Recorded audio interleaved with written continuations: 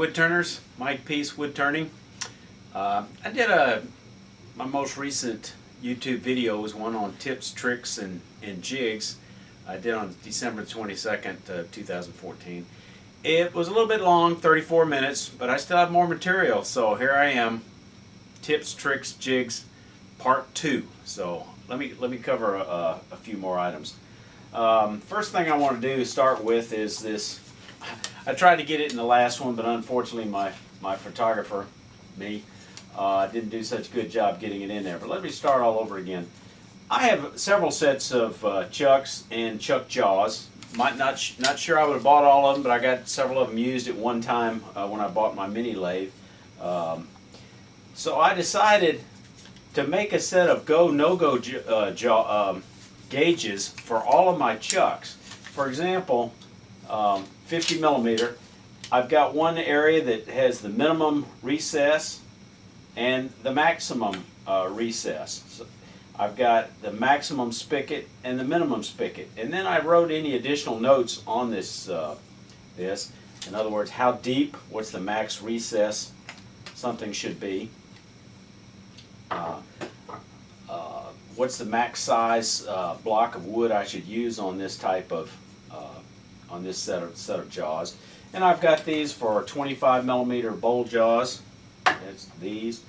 I've got them for a set of 35 millimeter, which I'm not displaying here. Long nose jaws, maximum and minimum recess.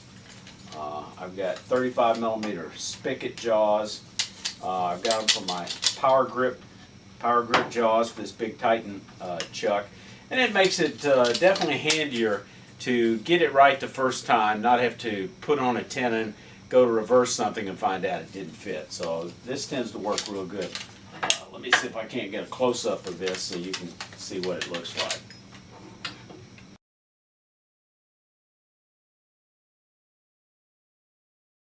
Next thing I want to show you is a really simple feature. It's a flexible ruler. I picked this up, I think, from Peachtree Woodworking, and just it's got adhesive on the back. You can maybe get a soft one from your wife, a rubber or a cloth one, and just put it on there with some double stick tape or what have you on your lathe. You could put it lower on your lathe depending on your model. I just find this really handy. Starts at 0 to just slap up a piece of wood. I don't have to reach for a ruler. It's always there. It doesn't get in the way. So that's a handy little trick. The next item I want to show you quickly is just the 2 shower curtains I put up. You can see this white one I put up behind the lathe with a piece of PVC dangling from the ceiling from my studs with string. Really simple, and it's mostly to concentrate the chips in one area, but it also, when I pull it out, it reduces the flow of chips directly onto my bandsaw table, which makes cleanup a little bit easier. I also have one in front of the lathe. Let me pan to that.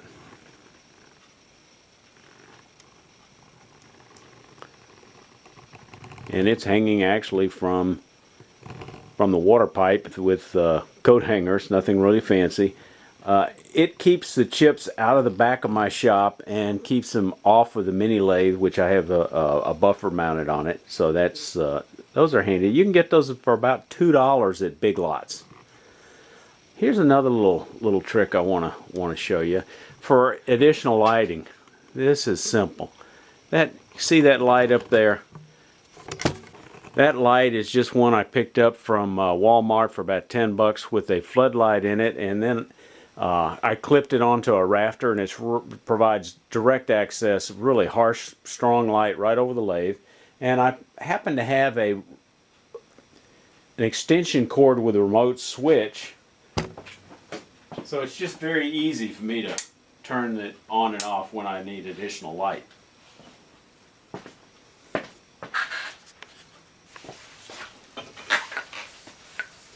The simple mallet is a very handy project in the wood turning shop. I turned this out of Bradford Pear a number of years ago. It's taken a number of hits, got some CA epoxy on it, paint, whatever. I use it for a lot of things, putting together paint can lids back on, but mostly I use it for driving a 2-prong spur drive over the legs on the lathe. very handy for that, so I keep it right there underneath the bed of my lathe. Okay, I want to show you several little small items here. Let's start off with a Morse taper. I'll tell you, having different alternative ways to fastening projects on your chuck is just a good set of tools to have in your toolkit.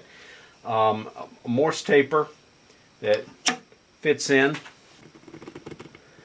makes it real handy. You can turn the end of that to whatever you need for a mandrel, and it's just more secure, takes up less room, runs truer than trying to fiddle with a chuck. And you turn a couple of them, and you're good to go.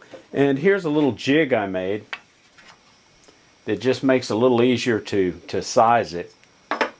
And you size that jig by making one. It's just a little piece of plywood. Glue one side, put your Morse taper on it, slide this up with a little CA glue, tack it in place, and then you've got it. And as you're turning, you can check it. And basically, you're starting it roughly at about 3/4 on this end and bringing it down to 5/8 on this end. Once you do a few of these, boy, they're just very fast and simple.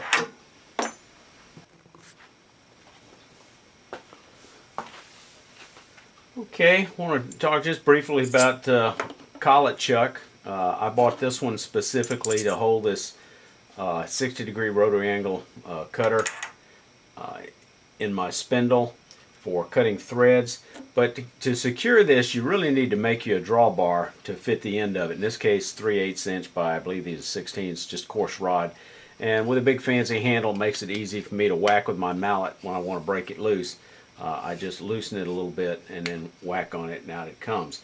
But you can also use these collets to hold drill bits. In this case, a little Forstner bit will work. You can actually use this on your tailstock, so if you don't have a Jacobs drill chuck, you can actually put one of these things in your tailstock and then make an appropriate drawbar that fit. This particular drawbar has an adjustable back plate. You can see that the two pieces come loose. There's I've got some T-nuts in there, so I can actually adjust the depth of this thing to fit either the headstock or the tailstock.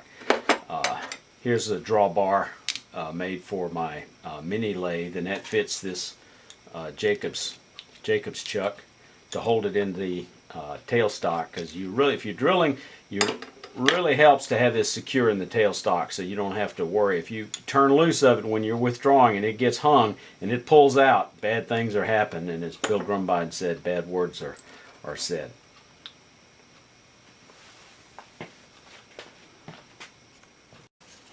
Woodworm screw. A lot of people don't use these. It's a very handy way to fasten wood, and I want to show you a little tip or trick. It's included in my article. I did a write-up on use of woodworm screws and screw chucks in the, I believe it's August 2013 issue of American Woodturner. But one of them is, a lot of the strength from the screw doesn't come from how deep the threads are, certainly not how long it is, but it's from that flat surface you get, similar to the strength you get on a chuck, of having a register here. You can increase that surface by that surface area by making you a donut out of a hardwood, or in this case a piece of oak, but you could make it out of plywood. Just make sure that the surface continues from here across your jaw face, but that gives you a nice bigger surface to register on. Another handy thing is, one of the things you use screw chucks on, or woodworm screws, very frequently is platters, and sometimes you might be using a thin piece of wood. It doesn't take a whole lot of depth for a platter, so instead of having that full length of that woodworm screw and using that, making a hole that big, you just put a spacer on it. So keep different size spacers handy for whatever project you're making, and just keep those things handy. We drink a lot of instant tea in my household, and I found these containers. They come in like 2 quarts in these things. The containers that stack up inside here are great for mixing epoxy. I squeeze wood glue in it. I put some antique oil in it just so I'll have a small amount to use. So they're very handy, and then you just throw them away and they're readily available out of my kitchen. The actual container itself, this makes a great container for your safety goggles. Fits in there. Might not be able to put a cap on it, but it gives it a convenient place to keep from getting crushed or broken in your toolbox if you're going off site. Prescription glasses fit in this other container very well, including with the top going down.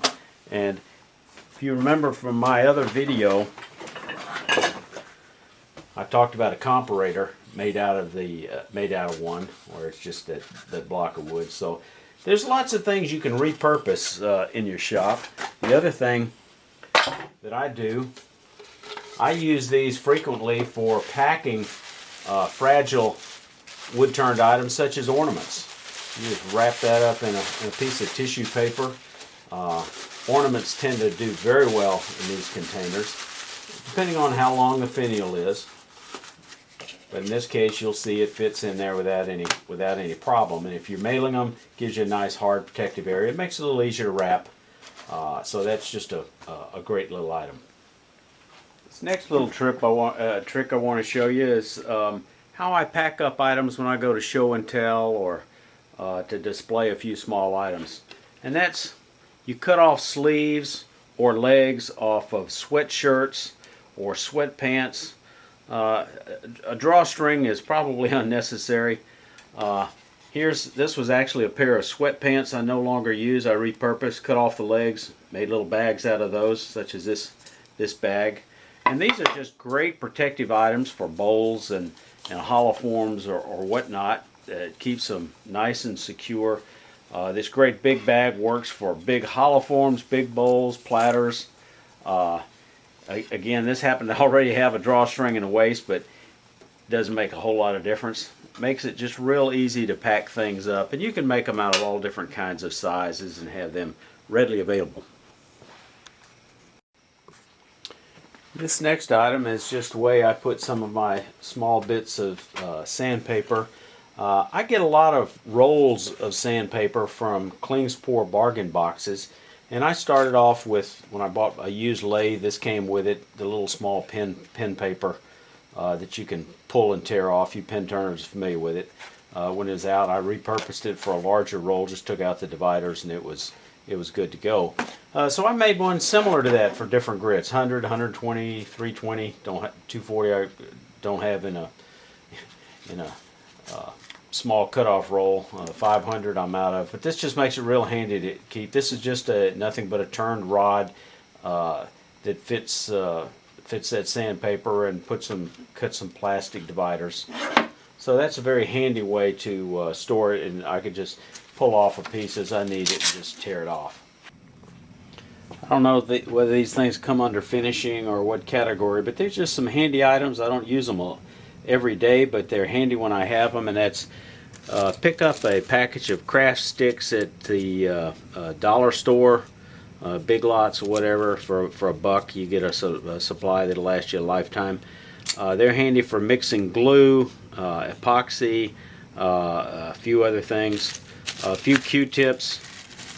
Q-tips are inexpensive, handy to put in a little snack bag to have handy to use as applicators in lieu of brushes for small amounts of dye or glue or some type of finish. Toothpicks, I use those occasionally for small dabs of glue or epoxy, so I keep a little kit of those. Skewers, bamboo skewers, small ones, large ones, I use those for reinforcing rods for small turnings to connect them. I use these for flower stems. They're handy for different things. I use them also for applying epoxy.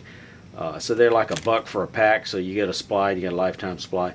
Acid brushes, I think these are just the handiest things for using for glue, applying glue, and occasionally for applying small amounts of finish. They're inexpensive. You can get a bundle of them and they'll last you a long time.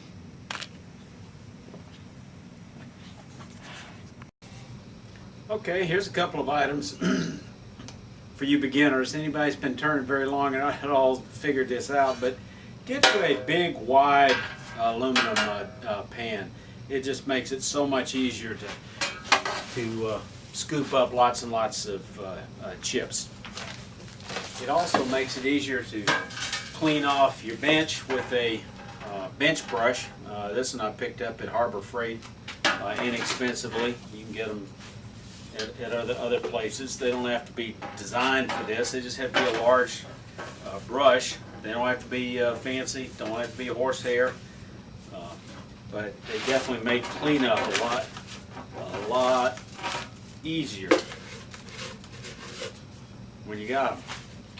Another item for cleaning up, besides the big one,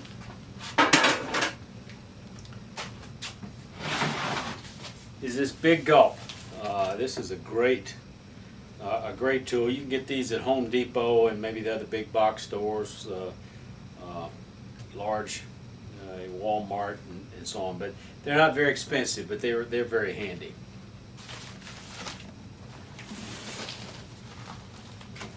If you do a lot of bowl turning, I'd say a big scoop of some sort. This is a portable snow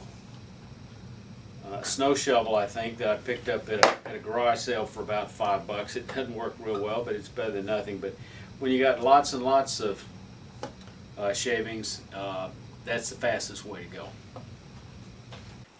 Well, that about wraps it up, wood turners. I hope there was some tip, trick, or jig you found useful. I'm cutting it short. I still have more material, so who knows? Maybe I'll come up with a part 3. If you like this, enjoyed this video, got something out of it, click on like.